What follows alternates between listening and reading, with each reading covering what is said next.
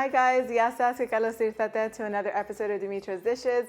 Today we're making Domatokeftedes. These are Santorini style tomato fritters that melt in your mouth. They're great for using up any herbs, and if you have any garden tomatoes, this is the perfect time of the year that if you're growing tomatoes in your garden, you might have a whole bunch left over. Make these fritters, take out whatever herbs you have, cheeses, throw them all together, make a batter, fry them up. If you want to serve some tzatziki with them, they'll be extra delicious. Let's get started. So you're going to need about 5 scallions, but 6 came in a bunch, so I'm just going to use all 6. I love the flavor that scallions lend to this. And you're just going to thinly slice these all the way down to the white part.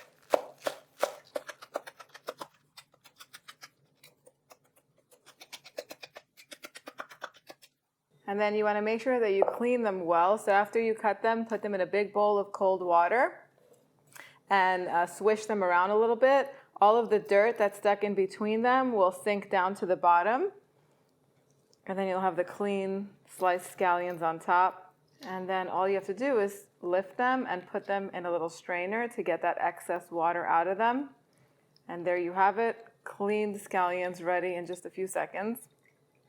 You never want to pour the water with the scallions through the strainer because then any of the dirt that has settled down to the bottom will just end up right back onto those onions. And I'm going to set that aside.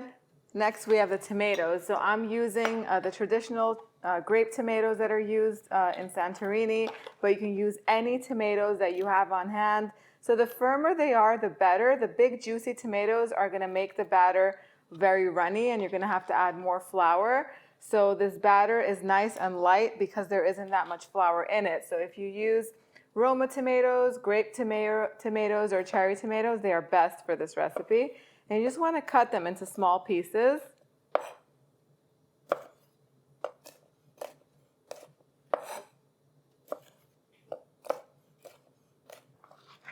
So go ahead and add all of the chopped up tomatoes to a big mixing bowl.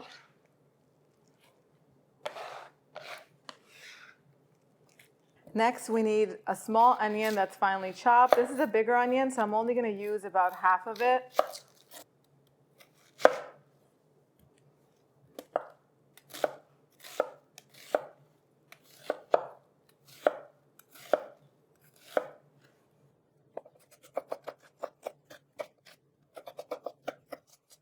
And go ahead and add all of that to the bowl. Add all of the scallions.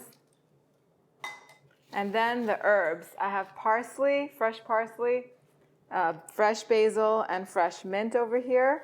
So let me just separate the leaves of the basil because the basil has some really tough stems. So you don't have to, it's not a good idea to use these stems. The parsley stems, if they're really short like this, they're fine. Chop them up and you won't even know that they're there, and they add lots of flavor. But basil stems tend to be really tough, so you don't want to add them to these fritters. And the same thing with mint. Get rid of the stems. And then you can just gather everything, bunch everything all together. And finally chop it. If you want to throw it all into a food processor, that works too, but that's going to be one more thing that you're going to have to wash, so keep that in mind.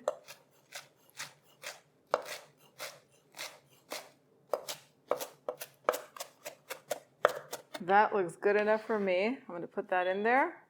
And it smells incredible already.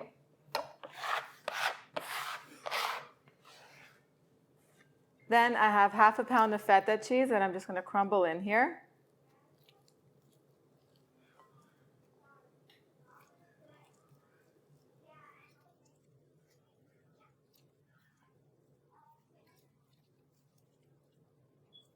Just mix everything all up.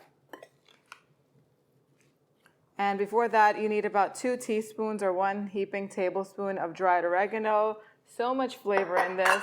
Also some freshly cracked black pepper, as much as you like. And you also want to season with a little bit of salt. Be careful, don't go too heavy because the feta cheese is pretty salty. Mix everything up really well. And just like this, you have a delicious salad that you could serve as a side dish if you wanted to, but we're going to turn these into fritters. And you can definitely taste it to see if it needs more seasoning, which I am going to do in about a second. We'll just mix it really well.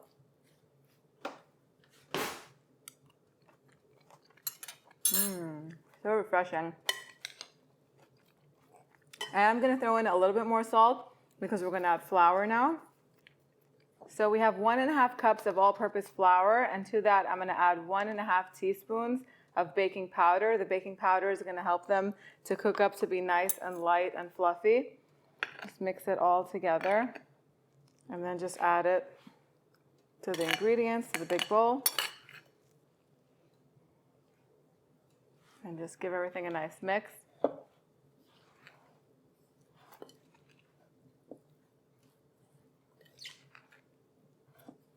And if you see a big chunk of feta, just go in and crumble it.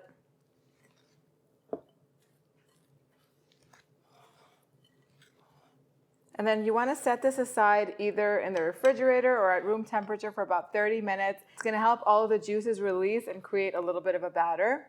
So I'm going to set this aside. I'm going to clean up a little bit. Then I'm going to get a cast iron pan ready with some olive oil into it. I like to use light olive oil for frying, or you could use any of your favorite unflavored or low flavor vegetable oil. Bring it up to about 365 degrees Fahrenheit over medium heat, and then we're going to get frying. So I ended up adding 1/2 cup of water to the mix because it was very dry, and if you were to make it just like that, the whole mixture would fall apart once it hits the oil. You do want it to look like this and be more like a batter holding together. It all depends on what kind of tomatoes you're using. If you're using baked tomatoes like hothouse tomatoes, or even sometimes Roma tomatoes, they have more juice inside of them and you're going to have more of a batter. But these little grape tomatoes are more on the dry side, so the batter did need some water. So look at it, and if it does need water, add some more. You don't want to end up adding too much water or too much flour and ruining it. Okay, so I like to, you can make these as big or as small as your heart desires. I like to put a heaping tablespoon into hot oil. Again, you want the oil to reach about 360, 365 degrees Fahrenheit. What that does is it cooks them nice and golden all around. If the oil is too cool, like about 350 or something like that, the fritters are going to absorb the oil and they're going to be greasy, and you don't want that. And if it's too high, then it cooks them too fast on the outside and they stay uncooked on the inside. So let's get the oil right. And you don't want to overcrowd the pan either because then it drops the temperature of the oil. So we're going to cook them about 3 to 4 minutes total, or until they're golden all around. Then you want to take them out and put them on a plate or in a tray that's lined with paper towels, so that way you can absorb all that extra grease that's going to be on them. And they're going to be ready to serve.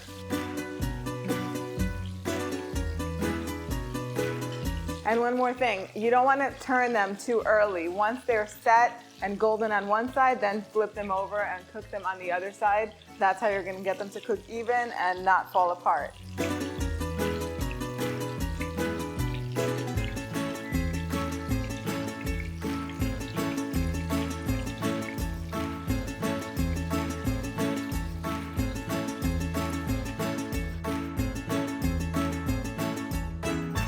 So the Domatokeftedes are all ready, and I think I had almost double the amount of what's out here. Everybody just kept passing by and grabbing one as they were coming out and draining on the plate. So if you're planning on making a certain amount, make extra because these go really fast.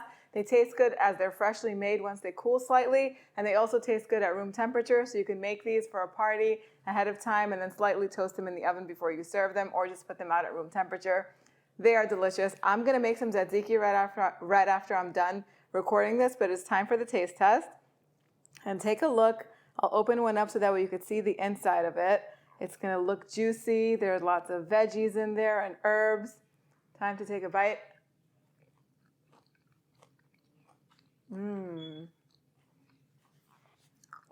It tastes like summer, like a summertime fritter. The feta cheese is nice and creamy. The tomatoes are so sweet. Everything goes together perfectly. If you want the exact measurements, they're on the website, www.dimitrasdishes.com. Check it out. Make some. Let me know what you think in the comment section down below. And let me know if you have any special requests. Post them down below as well. Thank you guys so much for spending time with me today. I'll see you all next time. Yes, us.